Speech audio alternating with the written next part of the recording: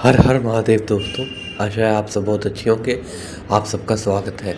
तो दोस्तों, जैसा कि हम एंशियंट और मेडिवल हिस्ट्री पढ़ चुके थे हिमाचल की, तो आज हम करेंगे modern history of Himachal Pradesh. तो modern history of Himachal Pradesh पढ़ने के लिए हमें सबसे पहले देखने पड़ेंगे सिख की। जो सिख थे उनका क्या रिलेशन था हिमाचल के साथ और क्या क्या किया था। जैसे कि आप सबको पता है, 5वें सिख गुरु जो थे, गुरु अर्जन देव जी ने पहाड़ी राज्यों में भाई कल्याणा को हरमंदिर साहब के निर्माण के लिए चंदा एकत्र करने के लिए भेजा था। हरमंदिर साहब जो है स्वर्ण मंदिर है, उसे ही कहते हैं हरमंदिर साहब। छठे गुरु हरगोविंद जी ने बिलासपुर के राजा की तोहफे में दी गई भूमि पर कीरतपुर का निर्माण किया था। और जो नवे सिख गुरु थे, गुरु तेग बहादुर जी ने कैलूर से ज़मीन लेकर मखवाल गांव की स्थापना की, जो बाद में आनंदपुर साहिब कहलाया। गुरु गोविंद सिंह और कैलूर के राजा भीमचंद के बीच सफ़ेद हाथी को लेकर मनमुटाव हुआ, जिसे असम की रानी रत्नाराय ने दिया था।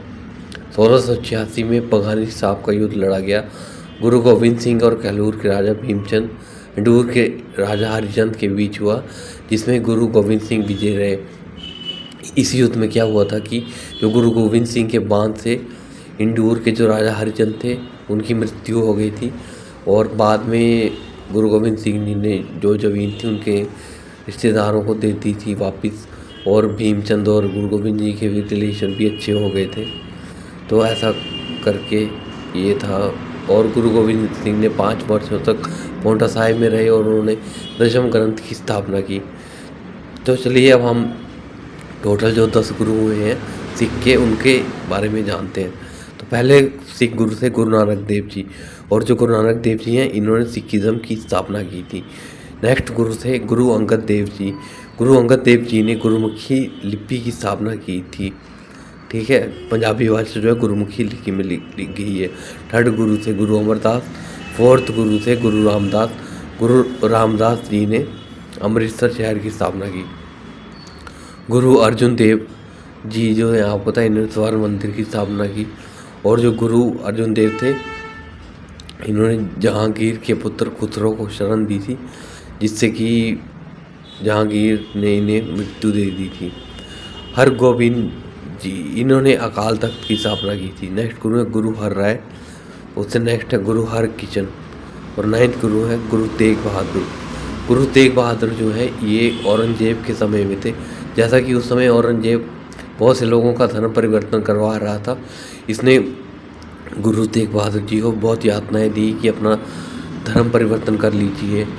लेकिन गुरु तेग बहादुर टस से मस ना हुए, उन्होंने अपना धर्म नहीं चेंज किया।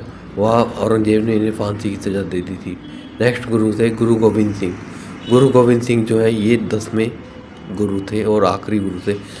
इन्होंने खालसा पंथ की स्थापना की थी और दशम ग्रंथ की भी रचना की थी पांवटा साहिब में।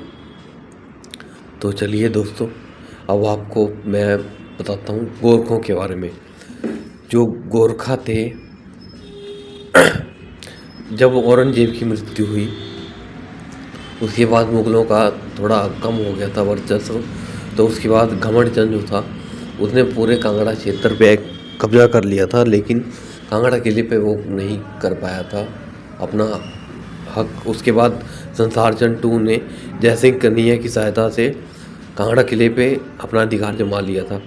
लेकिन संसार चंद ने 1794 में कैलूर पे अटैक किया। उस समय कैलूर का राजा था महान चंद, और यही उसके पतन का कारण बना 1794 में जो किया था। और महान चंद ने क्या किया, महान चंद ने गोरखों के कमांडर अमर सिंह थापा को बुला लिया। और 1806 में महल मोरिया नामक स्थान में अमर सिंह थापा ने संसार चंद को हरा दिया। 1809 में जो संसार चंद था, ये अपने किले में आके छुप गया था। तो फिर इसने 1809 में ज्वालामुखी की संधि की। किसके साथ की? इसने की रणजीत सिंह के साथ। इसके अनुसार क्या हुआ, 66 गांव और कांगड़ा फोर्ट जो है, इसे रणजीत सिंह जी को देना पड़ा। 1809 में रणजीत सिंह ने अमर सिंह थापा को हरा दिया और पहला सिख किलेदार देसा सिंह मजीठिया को बनाया। तो ये था, हमने अभी पढ़ा जाना गोरखों के बारे में। अब हम जानेंगे ब्रिटिश इन हिल स्टेट्स। तो देखिए जो ब्रिटिश थे वो हर जगह पे कब्ज़ा कर रहे थे, तो हिल स्टेट पे भी कब्ज़ा के प्लान बनाया उन्होंने। इसके लिए उन्होंने मेजर जनरल डेविड ऑक्टोनरी का नेतृत्व में उन्होंने हिल स्टेट पे कब्ज़ा किया, ठीक है। और संगोली की संधि के बारे में आपको ध्यान रखना है, ये हुई थी ब्रिटिश और मेजर जनरल डेविड ऑक्टोनरी के बीच में, ठीक है।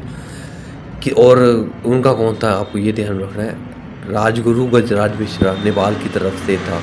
और इसमें क्या हुआ था, इसमें ये हुआ था कि काली से लेकर सतलुज तक ब्रिटिश का अधिकार होगा और गोरखे जो हैं वो हिल स्टेट छोड़ के वापस नेपाल चले जाएंगे और जो ब्रिटिशर होंगे उन्हें कुछ नहीं करेंगे।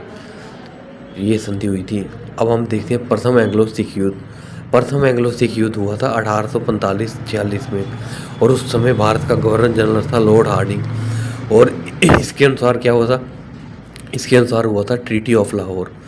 अब हम करेंगे द्वितीय एंग्लो सिख युद्ध। ये हुआ था 1848 और 49 में। उस समय भारत का गवर्नर जनरल था लॉर्ड डलहौजी और इसमें किसकी हार हुई थी, इसमें सिख की हार हुई थी। जो दोनों युद्ध थे, ये प्रथम एंग्लो सिख युद्ध और द्वितीय एंग्लो सिख युद्ध, इन दोनों में सिखों की हार हुई थी और ब्रिटिशरों की जीत हुई थी। तो आशा है आपको मॉडर्न हिस्ट्री में ये सब इम्पोर्टेंट चीज़ें जान के अच्छा लगा होगा। Thank you.